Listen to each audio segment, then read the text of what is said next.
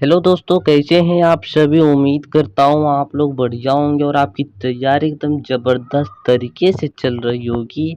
तो आज हम फिर से लाया हूँ आपके लिए RRB NTPC you under graduate level practice set लाया हूँ साइंस जीके और रीजनिंग का, जो कि बेहद ही महत्वपूर्ण है। इसलिए वीडियो अंत तक जरूर देखिएगा। अगर पसंद आए मेरे प्यारे दोस्तों तो लाइक भी कर दीजिएगा। आप चैनल को अभी तक सब्सक्राइब नहीं किए हैं तो सब्सक्राइब भी कर लीजिएगा। चलिए स्टार्ट करते हैं क्वेश्चन को और ध्यान पूर्वक देखिएगा और समझने का पूरा प्रयास कीजिएगा। पहले हम लोग देखने वाले हैं विज्ञान के प्रश्न, जो कि 10 होंगे, जो अति महत्वपूर्ण होंगे, इसलिए ध्यान पूर्वक देखिएगा। मजा तो आएगा ही, ये तो मुझे पता ही है। विज्ञान के प्रश्न है। प्रश्न 1 क्या का है, मनुष्य के शरीर में इंसुलिन का निर्माण कहाँ होता है। तो मेरे प्यारे भाई, मेरे प्यारे दोस्त, मेरे प्यारी सिस्टर, जो होता है इंसुलिन का निर्माण वो बहुत अच्छे से आप याद कर लीजिएगा। ऑप्शन नंबर बी में जो दिख रहा है अग्नाशय, उसमें होता है। ठीक है, बढ़ते हैं अगले प्रश्न की ओर। देखिए दूसरा प्रश्न क्या है, लाल रक्त कणिकाओं मतलब आरबीसी का जीवन काल कितना होता है। 60 दिन, 90 दिन, 120 दिन, 150 दिन। बहुत अच्छे से पता होगा, 120 दिन का होता है। 120 दिन बाद जैसे ही ज़्यादा जाता है तो आरबीसी क्या हो जाता है मेरे भाई, नष्ट हो जाता है। ठीक है, चलिए बढ़ते हैं अगले प्रश्न की ओर। देखिए तीसरा प्रश्न क्या है, ओजन O3 किस गैस का रूप है। तो O3 मतलब कहे जब भी किस गैस का रूप है तो हमेशा बोलिएगा O2 ऑक्सीजन का ही क्या एक है, रूप है। देखिए दिख भी रहा है आपको। चलिए बढ़ते, इसलिए ऑप्शन नंबर इसका कौन सा मेरे भाई हो जाएगा, ऑप्शन नंबर ए बिल्कुल सही हो जाएगा। बढ़ते हैं अगले प्रश्न की ओर। देखिए चौथा प्रश्न क्या है, हमारे दांतों में कौन सा कैल्शियम यौगिक पाया जाता है। तो आपके दांत में जो कैल्शियम यौगिक होता है मेरे भाई, कैल्शियम फास्फेट होता है, जो कि ऑप्शन नंबर सी में दिख रहा है, इसलिए ऑप्शन नंबर सी बिल्कुल सही जवाब होगा। बढ़ते हम लोग पांचवें प्रश्न की ओर। देखिए पांचवा प्रश्न क्या है, शायद ये क्वेश्चन मैं पिछले वीडियो में करा दिया हूँ, लेकिन फिर भी आ गया है तो बता दिया जाता है इसको भी। डीएनए का पूरा नाम क्या है। तो डीएनए का पूरा नाम डिऑक्सी न्यूक्लिक एसिड होता है, इसलिए ऑप्शन नंबर जो ए ही दिख रहा है बिल्कुल सही दिख रहा है, इसलिए ऑप्शन नंबर ए बिल्कुल सही हो जाएगा।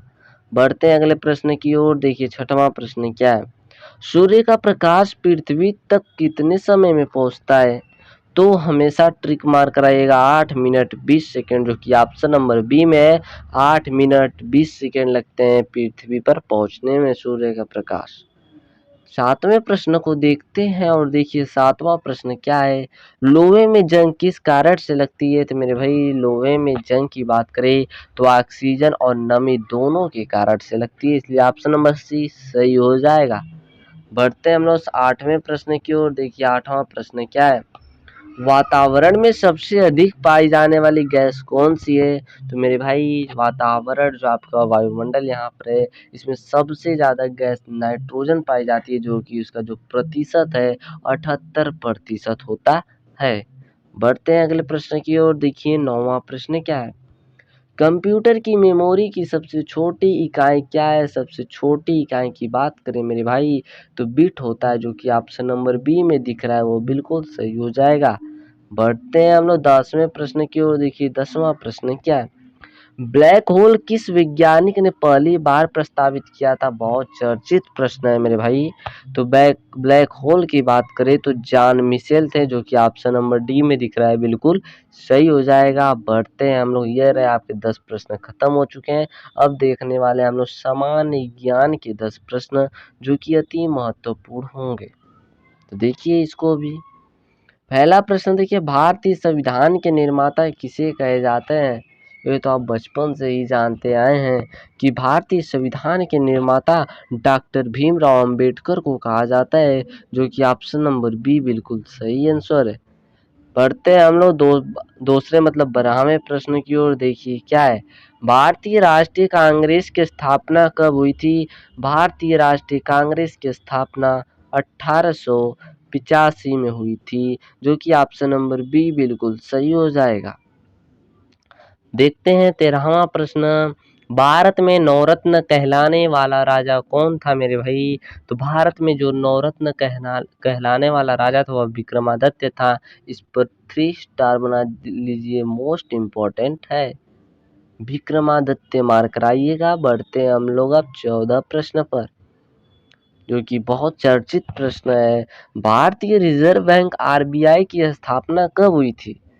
भाई आरबीआई की स्थापना 1935 में हुई थी, जो कि ऑप्शन नंबर ए में दिख रहा है, बिल्कुल सही है। बढ़ते हैं हम लोग 15वें प्रश्न पर। देखिए 15वां प्रश्न क्या है?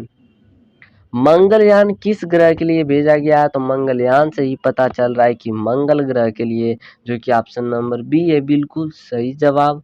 बढ़ते हैं हम लोग अगले प्रश्न की ओर। देखिए 16वां प्रश्न क्या है? दक्षिण भारत का प्रसिद्ध मंदिर बृहदेश्वर मंदिर कहाँ पर है? तो बृहदेश्वर मंदिर की बात करें तो तमिलनाडु में है, जो कि ऑप्शन नंबर ए बिल्कुल सही होगा। और मुझे कमेंट में लिखिए तमिलनाडु की राजधानी कहाँ होती है, जल्दी से बताइए। बढ़ते हैं हम लोग 17वें प्रश्न की ओर। देखिए क्या है? भारत का पहला परमाणु परीक्षण कब और कहाँ हुआ? तो बता दें अगर मैं इसका आंसर, तो ऑप्शन नंबर बी होगा, 1974 में पोखरण में हुआ था। बढ़ते हैं हम अब अगले प्रश्न की ओर, और यह रहा 18वां प्रश्न आपकी स्क्रीन पर। गिर राष्ट्रीय उद्यान किस राज्य में है? तो गिर से याद रखिएगा गुजरात को, ऑप्शन नंबर बी बिल्कुल सही हो जाएगा, गुजरात। बढ़ते हैं हम लोग अगले प्रश्न की ओर। यह रहा 19वां प्रश्न। भारत का पहला उपग्रह प्रक्षेपण स्थल कौन सा है? तो सबसे फेमस स्थान श्रीहरिकोटा है, जो कि ऑप्शन नंबर ए आपको दिख रहा है, बिल्कुल सही जवाब होगा। बढ़ते हैं 20वें प्रश्न की तरफ। देखिए 20वां प्रश्न क्या है? श्वेत क्रांति का संबंध किससे है? तो श्वेत क्रांति का संबंध मेरे भाई किससे है? तो दूध से होगा, जो कि ऑप्शन नंबर बी दिख रहा है, बिल्कुल सही होगा। बढ़ते हैं अब हम लोग तार्किक प्रश्न की ओर, जो कि तार्किक क्षमता के मतलब रीजनिंग के प्रश्न है, जो कि मोस्ट इम्पोर्टेंट है, इसलिए इसको समझने का प्रयास जरूर कीजिएगा। देखिए क्या है? प्रश्न 21 क्या है? श्रृंखला पूरी करें। 3, 6, 12, 24 है, और आपको क्या करना है, यही बताना है। तो समझिएगा कैसे बताएंगे आप। इसमें समझना आपको एक चीज है। देखिए क्या इसका अंतर, देखिए कितने का दिया है मेरे भाई। तो कहेंगे यहाँ पर 2 गुना हुआ, फिर यहाँ पर 2 गुना हुआ, फिर 12 दूना 24 हुआ, तो 24 दूना का 48 हो जाएगा। और 48 ऑप्शन में आपको दिख रहा है, तो ऑप्शन नंबर बी में दिख रहा है, जो कि बिल्कुल सही जवाब होगा। बढ़ते हैं अब हम रीजनिंग के दूसरे प्रश्न की तरफ। देखिए रीजनिंग का दूसरा प्रश्न क्या कहा गया है, जो कि 22वां प्रश्न है, जो कि बहुत मजेदार प्रश्न है, समझिएगा। रैम को 36 लिखा है, अर्थात राम को कहे तो 36 लिखा गया है, और किस प्रकार लिखा गया आपको पता होना चाहिए। तो टैट को क्या लिखा जाएगा, यही बताना है। तो बात करें मेरे भाई, आर आता है 18 नंबर पर, ए आता है 1 नंबर पर, और एम आता है आपका 13 नंबर पर। अच्छा, एम आता है आपका 13 नंबर पर। इसको अगर हम लोग क्या करें कि 36 आ जाए, तो इनको हम लोग एक बार प्लस कर लेते हैं, तो 8 एक 9 हो जाएगा, और 9 में 3 प्लस करेंगे कितना हो जाएगा, 12 हो जाएगा। 12 को 2 1 हासिल बचे, 1 1 2 1 3 होगा, लेकिन 32 होगा, लेकिन यहाँ पर 36 दिया है। तो वही थोड़ा सा मिस्टेक है, यहाँ पर 32 ही होगा, क्योंकि 36 नहीं होगा, 36 किसी प्रकार नहीं आएगा। ठीक, उसी तरह टाट को बताना है, तो टी कितने नंबर पर आता है, 20 नंबर पर। ए कितने नंबर पर आता है, 1 नंबर पर। टी कितने नंबर पर आता है, 20। सबको आपस में प्लस कर लीजिए, तो 20 20 40 41 हो जाएगा, जो कि 41 ऑप्शन नंबर सी में दिख रहा है, जो कि बिल्कुल सही जवाब होगा। बढ़ते हैं अब अगले प्रश्न की ओर। देखिए 23वां प्रश्न क्या है? कौन अलग है? इस भाई इसमें दिमाग लगाइए, तार्किक प्रश्न है तो रीजनिंग है, दिमाग लगाना है। कौन अलग है? दिल्ली अलग है, मुंबई, चेन्नई, नेपाल। तो देखिए जिसको देश के नाम पता होंगे, राज्य के नाम पता होंगे, बहुत अच्छे से हो जाएगा। दिल्ली की बात करें, मुंबई की बात करें, चेन्नई की बात करें मेरे भाई, तो एक शहर आते हैं, और अगर नेपाल की बात करें तो भाई मेरे ये देश है ठे, तो देश है और ये शहर है तो कौन अलग दिख रहा है? ऑप्शन नंबर डी अलग दिख रहा है, तो ऑप्शन नंबर डी बिल्कुल सही हो जाएगा। बढ़ते हैं अब अगले प्रश्न की ओर। देखिए 26वां प्रश्न क्या है, दर्पण प्रतिबिंब में 7 बजे का समय कैसे दिखेगा? देखिए मेरे भाई मैंने ऐसा क्वेश्चन पीछे वीडियो में बताया है, इसलिए आप इसका जवाब मुझे कमेंट बॉक्स में देंगे, क्योंकि आपके लिए होमवर्क तो भी रहना चाहिए। बहुत आसान सवाल है, मैं इसलिए दे रहा हूँ कि आपको याद है कि नहीं, फिर मैं तो बताने के लिए है हूँ अगले वीडियो में। देखिए अगला प्रश्न देखते हैं, 27वां प्रश्न। ACFJ क्वेश्चन मार्क है, श्रृंखला दी गई है मेरे भाई, कैसे होगा? तो देखिए इसमें क्या हुआ, ए से सी आया मतलब यहाँ पर प्लस का 2 हुआ, सी से एफ आया मतलब यहाँ पर प्लस का 2 हुआ, एफ से जे आया मतलब प्लस का यहाँ पर 2 हुआ। तो हम लोग जे से भी क्या करेंगे मेरे प्यारे दोस्तों, प्लस का 2 कर देंगे तो क्या आ जाएगा, एल आ जाएगा। एल ऑप्शन में दिख रहा है तो ऑप्शन नंबर बी में दिख रहा है, जो कि बिल्कुल सही जवाब होगा। बढ़ते हैं हम लोग इसी उम्मीद के साथ 28वें प्रश्न की ओर।